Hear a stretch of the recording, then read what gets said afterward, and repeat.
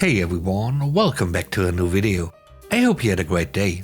Let's take a look at some new malicious compliance stories, where people conform to the letter, but not the spirit of a request. Thank you for subscribing to the channel and for hitting the like button. If you haven't already, why don't you make this the video that you subscribe to the channel? And please don't forget to hit the like button for the algorithm. And now let's start with the first story, shall we? The first story is called Office Appropriate Attire. This story takes place about 5 years ago. I had been with this massive global company in one of its manufacturing divisions for about 7 years. I was tier 3 plus IT support, mostly behind the scenes stuff and online meetings with folks and on call as well. The guy who hired me, Steve, the department director, was great. I was, and still am, a jeans and t-shirt person. Steve decided to exit the corporate world and I did not want his job. So our company hired a new director, Jay. Jay and I got along well, I thought. But then I started to see that he was intimidated by my skill set. He feared my ability to resolve issues with either a PowerShell script I already had or via the command line. I was very quickly fixing issues in a matter of seconds using methods that he could not understand as he was a GUI person. Jay started looking for things to discipline me for.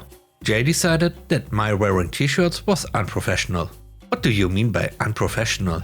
It gives the impression to others that you don't respect them and they don't think they can trust you to do your job correctly. Others? Who? Who thinks I can do my job? Look, I'm not going to argue this. You need to come to work in office appropriate attire. Period. So, I'm not capable of doing my job unless I'm wearing office appropriate attire? I'm not allowed to do my job unless that is how I'm dressed? Jay bluntly and dismissively said, "That's it. Then I need you to add this kind of specific detail to this write-up." And yeah, he was putting it on paper, so I added that to my comment. Management explained to me, and I now understand that I'm not able to perform my work-related tasks in a professional manner unless I'm wearing office-appropriate attire. So for about 3 weeks, I started to wear slacks and polo shirts. On a Friday night, I get a call at about 11:15 PM. I'm on call. There is an issue affecting multiple production lines. None of the computers are connecting to the network, can't print labels, blah blah blah. My plan comes into effect, full circle ensues. I tell the production supervisor that I can't do anything about it because I'm not wearing office appropriate attire. He knew what I was referring to. And all of my work clothes were at the dry cleaner and that I will pick them up on my way to the gym Monday morning. That blew up tremendously, as expected. Jay calls me early Saturday morning, where I bluntly and dismissively tell him that this issue is his problem, not mine. He was the one who disciplined me and insisted that I was not able to do my job unless I was wearing office appropriate attire. And that it is documented that I must be wearing office appropriate attire in order to do my job. And that this will be happening on Monday morning after I pick up my clothes from the dry cleaner. Your rules, buddy, not mine. Have a nice weekend. Then tell me how to fix this. I'm not even wearing pants right now. Can't do work stuff. Jay angrily hangs up on me. On Monday, I come in prepared for battle. With HR, Jay and the plant manager in the same room, I spell out how this is going to work, as best as I can recall. If you don't like this, let me know now. Do you think I can't do my job wearing a t-shirt and jeans after doing my job exceptionally well for 7 years wearing a t-shirt and jeans? This change came when Jay shows up. I promise you that what I'm wearing is not the problem. Jay is. If you see it otherwise, explain it to me. HR and plant manager, huh? What? HR, don't play stupid, you saw that write-up and you filed it accordingly. What? I explained the write-up to the plant manager. He says that is the stupidest thing he's ever heard and ultimately blasts Jay and HR. The plant manager reassures me that this will never happen again. The write-up is garbage and that if I have any other problems to let him know. He asked me to fix the production line issue. I pop up my laptop screen, log in, run a PowerShell script and say, should be good in a few minutes. About 6 months later, I suspect that Jay was up to some unscrupulous stuff and found all kinds of proof in his email. I sent it off to the plant manager and Jay was terminated the next day. The next story is called Best Apology Ever. This is from the 80s. I was the East Coast expert on a big mainframe company network here. I was associated with the manufacturing plant, but I did customer site visits to help field engineering either install or more often fix installations that were not working. On customer visits, it was suit and tie. Since I often worked in computer rooms, I never wore white shirts because of the dirt issue.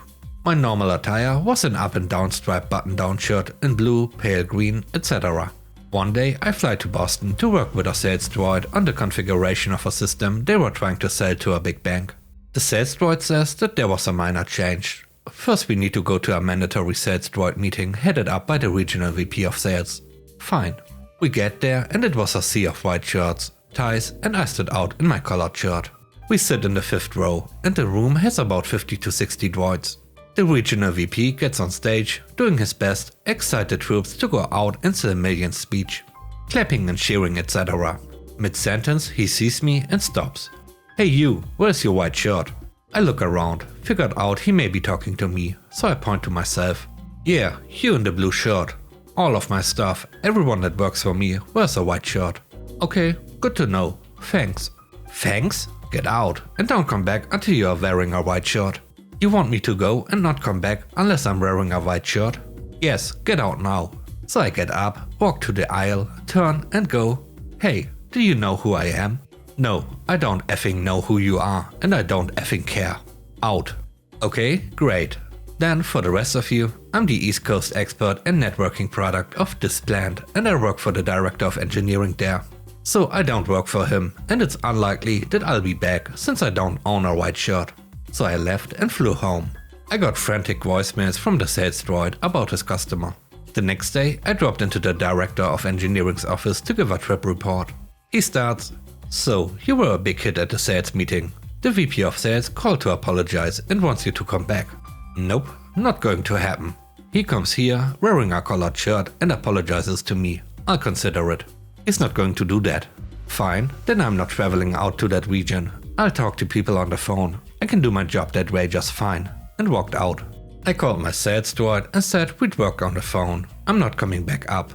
The droid was not happy, but understood.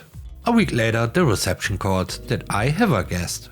I go to the lobby and there's my director and the regional VP of sales wearing a blue shirt. Best apology ever. The third story is called Too Close Together. I'm a swimming teacher. Due to the virus that shall not be named, most of our school classes have been put on hold. When things were getting better, one of the schools which we used to teach told us they want to conduct their school swimming programs again throughout 4 days for 2 weeks. Only this time they will be holding it at a club, since they were the only place that allowed them to book, as public pools still do not allow school program swimming. The pool has 8 lanes and we book 4 lanes which we separated in the middle so we can have 8 groups running at one time. Each group consists of 1 swimming teacher and 4 students and they are not allowed to intermingle as a safety measure. Yes, the students are side by side in the different lanes, but we try to work with what we have and the school was the one who suggested it in order to have the swimming classes. There were members from the club who swam in the swimming pool. After seeing us teach, they complained to the club management that we were all too close together and there were no safety distance between groups. Cue malicious compliance. The club management talks to the school, telling us to either break the classes up to 20 minutes classes so that the groups will be smaller or book the whole pool. So the teacher booked the whole pool. The next day when we came, we told the lifeguards to get the club members out, as we have booked the whole pool. They were the same ones who complained that there was no safe distance between groups. We then ensure that all groups have at least 1 empty lane between each group and we continue with our classes. Some of the members were unhappy and continued to swim in our lane, which we book, swimming over the lane ropes which we had set up in the middle, which split the pool in half. We got our lifeguard to get them out, since we booked the whole pool as per management's suggestion. When the members did not want to come out, he called the club management to deal with them. Club management came down and had a chat with the members who were still in the pool and refused to get out as they had paid good money to be in their club, and we have every right to use your facilities. How dare you allow them to book the whole pool? Which the management and the teachers replied in the tone of, "You were the ones who complained that the students were not following any safe distance, so we booked the whole pool in order to ensure that our students are safe. Would you want us to continue to book the whole pool for the next few days?" The members gave up, and for the rest of the time we were there, we were back to our 4 lanes. The last story is called You Can Use the Discount Only for Yourself. This happened earlier, was clothes shopping with my girlfriend. We were at a clothing store that sells both men's and women's clothes. Every year in September they offer a student discount before the university and college term starts, and this year it was a big 20% off on all non-sale items.